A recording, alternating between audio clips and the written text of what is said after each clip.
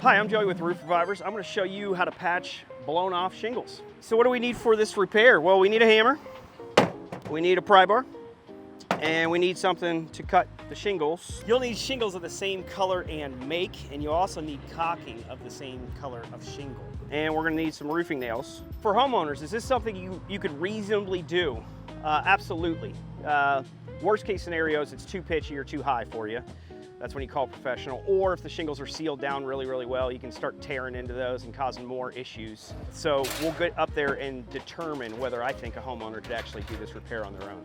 All right, so what we have here is two missing shingles. What had happened is we have this California close-cut valley, and this shingle goes all the way down, and then this shingle actually starts right here. So there's just a sliver of shingle here on the way that they originally installed it. This is the same. So our saving grace here is we're not actually replacing the shingle that goes underneath the valley. Unless you are an experienced roofer, you wouldn't want to get into tearing into that valley. We'll cut the shingle short and install it from here to here and then seal it in a proper manner. When we have missing shingles like this, how bad is it actually for the roof? Well, in these situations, we have a gap from the shingle below, so water can get in right here and get to the felt paper. So this probably has been leaking a little bit. Sometimes if you catch it real quick, it's not so bad. So what we need to do now is remove this section of shingle. And the best way I can show this to you here is when we put a shingle in, we're gonna nail above this line. What happens is the shingle that's above it, that's not damaged, will have nails going through holding it on. Well, those nails actually go through the lower shingles. So you need to remove the nails from the damaged shingle, which are these here. And we also need to remove the nails from the shingle above. Therefore, when we slide into new shingle, it can actually slide in, and then we'll re-nail all of it and we'll be good to go. So when we're lifting the shingle up, these don't have a really good seal. Sometimes in life, especially if it's cold, these are a lot harder to get off. Let's look at this shingle that I haven't broken loose yet, but if I go here, and you kind of just work it and walk it down, you can see how easily this shingle is to pry up.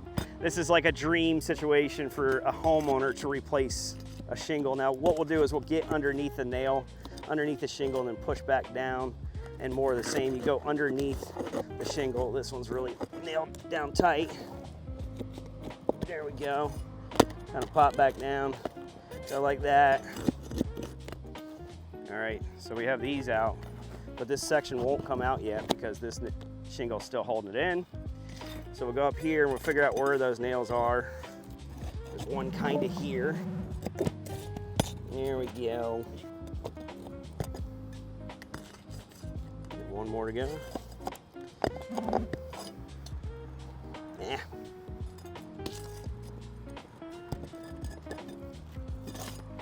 So once those are pulled out, whee! Yay! So what we have here is a new shingle with a bull shingle. I don't care that gets damaged. I'm going to cut through it, and I don't want to put damage on the roof. And so I took the old shingle, I use it as a template, and we'll just run our blade down and make it the same size. There you go. Yeah.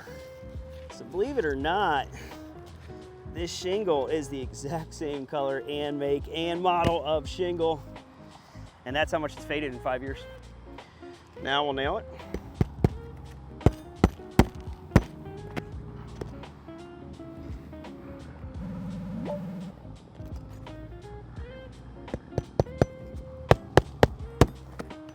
Yeah, so our video guy wanted to know why we went one layer up again.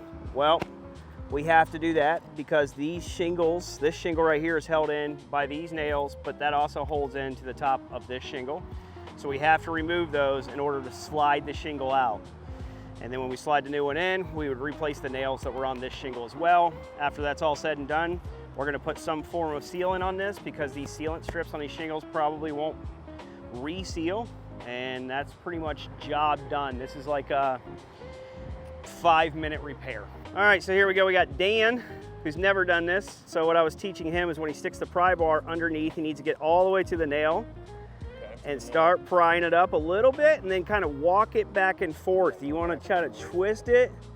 Now, if you can't get all the way underneath that, you got to do that little smack trick. Look at it. There we go. So what you do there is what a roofer would do is smack down on it Not that, now you can grab it with your thing and you can do it like in a real fast motion. There you go.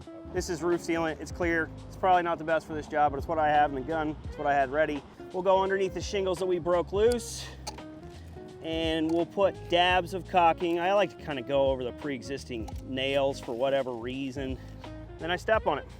So again, because we broke this shingle loose as well, I'll put some level of L, a dab, a dab, a dab, dabs, dab.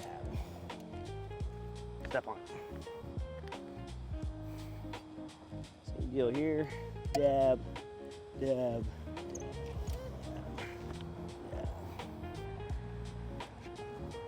So on these videos, you gotta keep in mind, I try to make these as simple as humanly possible for the homeowner. And what I realized when I was teaching Dan how to change out a shingle, he'd never done it before, when he was holding the nail, he was naturally kind of doing something along these lines. And it wasn't allowing him to get low enough on the nail. And so when we're holding the nail, we wanna kind of put our fingers flat to the roof and tap down this way. We can get the nail down and lower, and then we actually start driving it with some force, it doesn't go wonky on us. The other issue with this is when we have a shingle above the shingle, we're only gonna have so much flexibility on this. Today, it's like 76 degrees, so we have a little bit of grace on the flexibility of the shingle, but if you had missing shingles in the wintertime, you're gonna find that this is really hard to bend and you'll start cracking it. So we wanna use short nails in this instance in order to nail that shingle down. The longer the nail that we have, the more we have to actually bend this up, and it can cause complications. Now, we've talked about this in other videos. They do make a tool for this where we could stick this in here, we could slide it underneath there, and we can kind of tap like that.